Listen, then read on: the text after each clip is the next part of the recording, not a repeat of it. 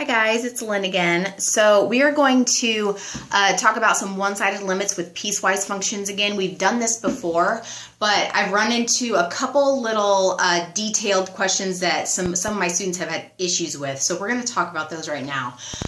So for the first thing, when you're going into a quiz or a test, the biggest thing I want to draw your attention to is being able to look at the question for a few seconds and think about it and determine what kind of problem it is. Okay, that's at least half the battle, and that's where a lot of people get tripped up, is by looking at the question and not even knowing what their first step should be.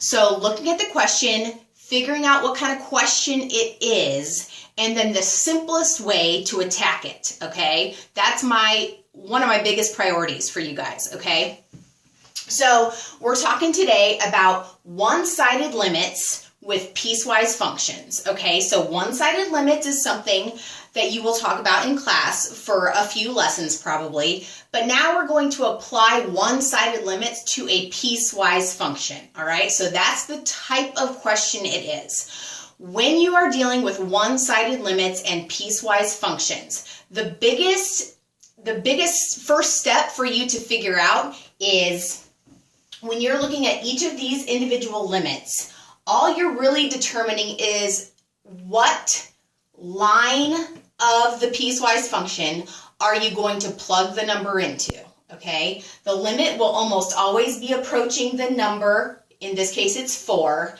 This number and this number over here will almost always match. I can't think of a time when it didn't match, okay? So so you're going to look at the limit, one-sided limit, and you're going to say the limit as x approaches 4 from the negative direction or from the left, okay? Then in your mind, the only thing you have to do is look at the piecewise and say, okay, we're approaching 4 from the left. So again, that means like 3.9, right? Something a little less than 4, 3.9.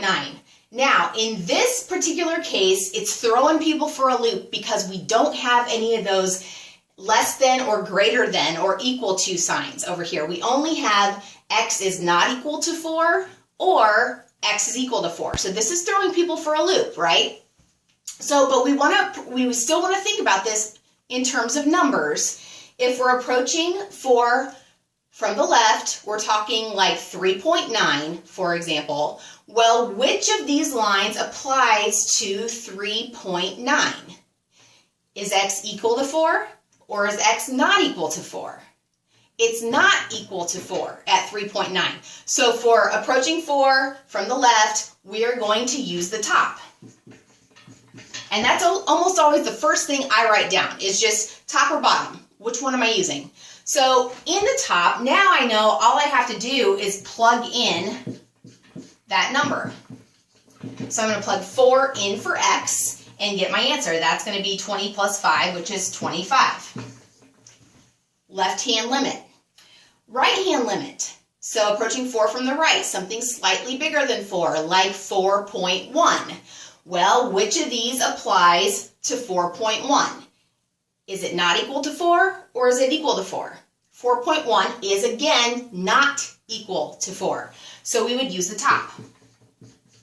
So in the top, plugging this x value in, we're going to get the exact same thing. 5 times 4 plus 5 equals 25 for the right-hand limit, okay? And then finally, one more, the overall limit. They'll usually follow up with this, and this just means, does the limit as x approaches 4 from both sides exist? And if it does, what is it?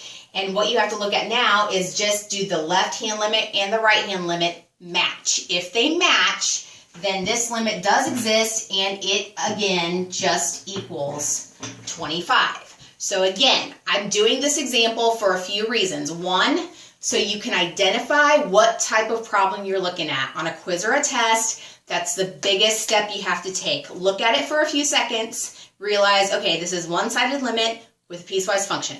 I just have to figure out which one I'm working with, top or bottom, and then plug the number in and get the output, okay? The other thing is I want to emphasize, don't let the piecewise function scare you, okay? It looks confusing, but you're just plugging in a number for x really is the only math you're doing here. So hopefully that helps. Let me know if you have any questions. Thanks.